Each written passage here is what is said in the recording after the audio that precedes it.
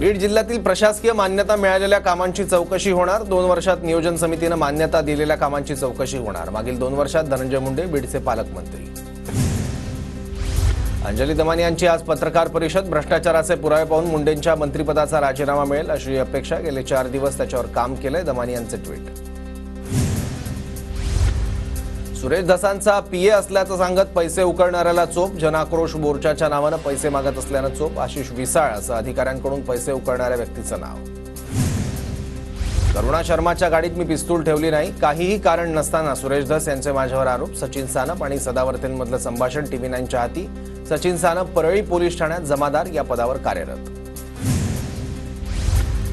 करुणा शर्मांच्या गाडीत देशमुखने बंदूक ठेवली। भास्कर केंद्रे आणि सचिन सानपने दरवाजा बंद केला। सुरेश धस आरोपांवर ठाम। भास्कर केंद्रे आणि सचिन सानप संत झालेत का, धस यांचा संतप्त सवाल। जरांगेंनी सांगितला मुंडे आणि कराड यांच्या भेटीसोबतचा किस्सा। निवडणुकीआधी धनंजय मुंडे आणि वाल्मिक कराडने माझी भेट घेतली होती। दोघेही उशिरापर्यंत भेटीसाठी थांबले होते, जरांगेंचा दावा। सचिन सानपने पिस्तूल ठेवलं हे आधी सुरेश धसांनी सांगितलं, मात्र आता स्वतःच्या शब्दापासून उलटे। तर वाल्मिक कराड सोबतच्या बैठकीत काय घडलं ते जरांगेंनी सांगावं, गुणरत्न सदावर्ते यांचं विधान। सदावर्ते हा बावचळलेला माणूस आहे। आरपीआय खरात गटाचे नेते सचिन खरातांची गुणरत्न सदावर्तेंवर टीका। तर एखाद्या आमदार खासदाराच्या सावलीत गेलं की असं बोलतात, गुणरत्न सदावर्ते यांचं खरातांना प्रत्युत्तर। वाल्मिक कराड नाशिकच्या कोणत्या हस्तरेषा तज्ञाकडे गेला होता, तृप्ती देसाई यांच्या दाव्यानं खळबळ। 17 डिसेंबरचे शरणपूर रोडचे सीसीटीव्ही तपासून वाल्मिक ज्याच्याकडे गेला त्यांच्यावरही गुन्हा दाखल करा, देसाईंची मागणी।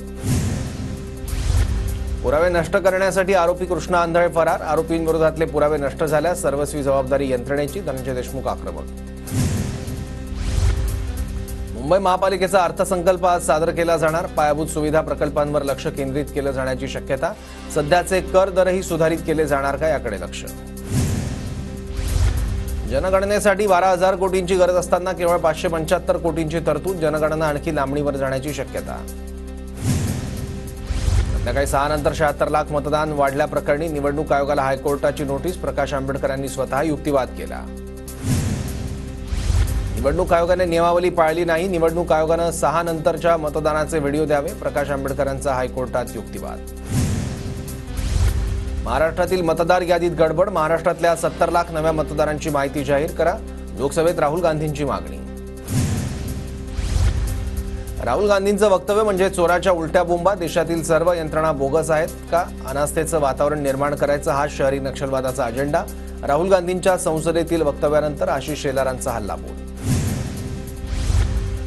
दिल्ली विधानसभा निवडणुकीच्या प्रचारतोफा थंडावल्या। उद्या मतदान। सत्ताधारी आम आदमी पक्षाला भाजप आणि काँग्रेसचं दुहेरी आव्हान। निवडणूक निकालाचं विश्लेषण करण्यासाठी काँग्रेसची ईगल समिती। निष्पक्षपणे निवडणुका होत आहेत की नाही यावर समिती लक्ष ठेवणार। ईगल समितीला सर्वप्रथम महाराष्ट्राच्या निवडणुकीच्या विश्लेषणाचं काम। मुख्यमंत्री फडणवीसांनी बोलवलेल्या मंत्रालयातील बैठकीला उपमुख्यमंत्री शिंदे गैरहजर। वैयक्तिक कारणांमुळे एकनाथ शिंदे बैठकीला गैरहजर राहिल्याची माहिती।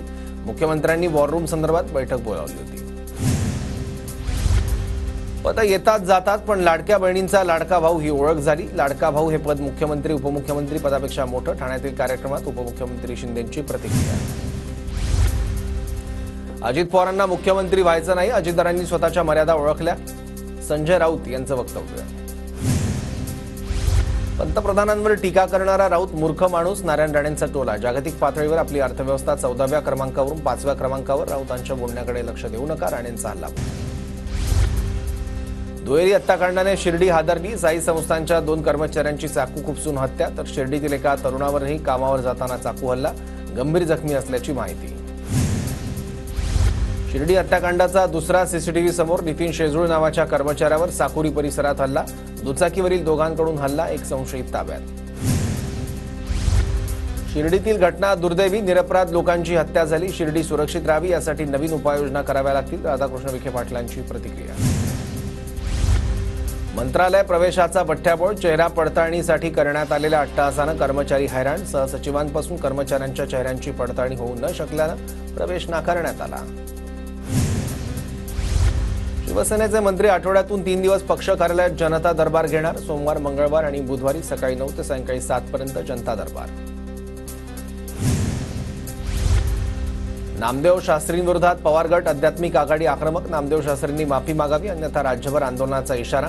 नामदेव शास्त्रींनी धनंजय मुंडेंची पाठराखण केली होती.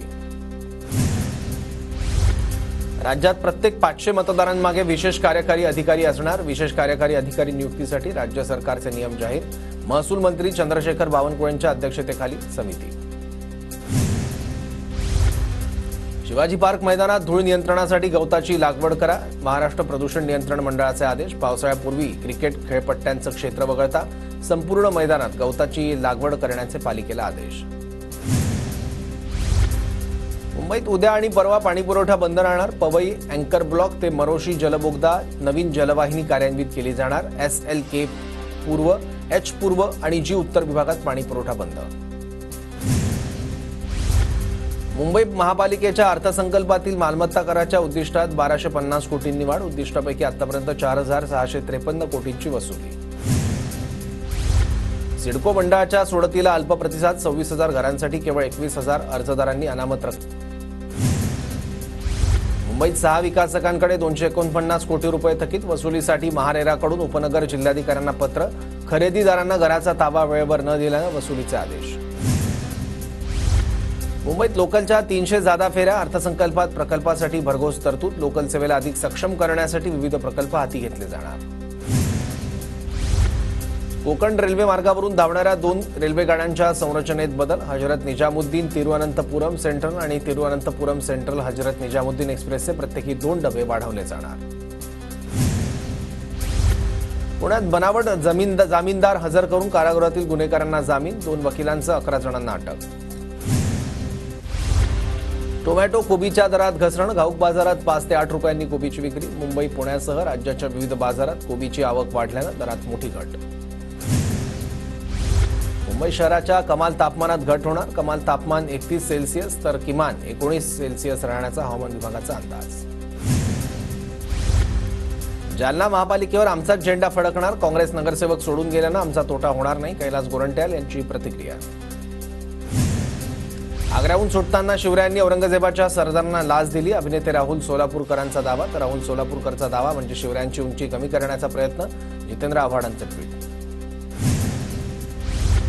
पालघरमध्ये शिवसेनेत पक्षप्रवेशाची मालिका सुरू. पालिका निवडणुकीच्या पार्श्वभूमीवर पक्षप्रवेश. 6 ग्रामपंचायत सदस्यांचा राजेंद्र गावितांच्या उपस्थितीत प्रवेश.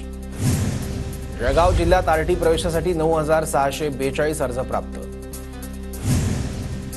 नंदुरबार जिल्ह्यातील अनेक महिला मुख्यमंत्री माझी लाडकी बहीण योजनेपासून वंचित. निवडणुकीच्या काळात बंद पडलेली वेबसाईट अजूनही सुरू नाही. जळगाव विमानतळावरून दिल्ली, जयपूर, तिरुपती आणि इंदोरसाठी हवाई सेवा सुरू करण्याच्या हालचाली सुरू. नंदुरबार रेल्वे स्थानकावर सीसीटीव्ही कॅमेरे बसवण्याची नागरिकांची मागणी. सांगलीत पिण्याच्या पाण्यासाठी नागरिक आक्रमक. नागरिकांकडून विटा नगरपालिकेला संतप्त नागरिकांनी. धुळ्याच्या साक्री तालुक्यात दुधाच्या दरात वाढ. पशुखाद्याच्या दरात वाढ झाल्यानं पशुपालकांनी आणि दूध डेअरी मालकांकडून दुधाच्या दरात वाढ.